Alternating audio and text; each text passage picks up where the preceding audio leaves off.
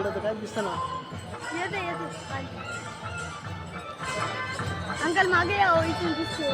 लई मागे जाऊ नको तिकडून ती गिलावा निष्ठलेला आहे त्याचा हा? त्याचा गिलावा हे केलेला आहे म्हणलो कामातून गेलेला.